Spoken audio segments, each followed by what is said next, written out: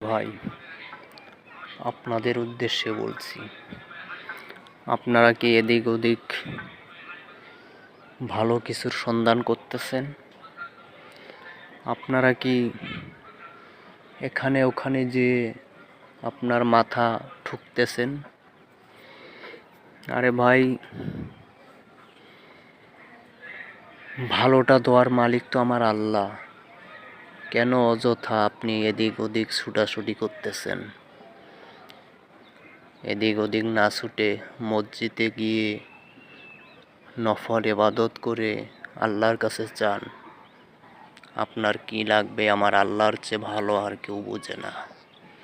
পারবে না কোনো পীর, পারবে না কোনো আউলিয়া আপনাকে আল্লাহর কাছ থেকে কিছু এনে দিতে, যদি আল্লাহ না দেয়। অতএব এদিক ওদিক দৌড়াদৌড়ি না করে আল্লাহর কাছেই চান।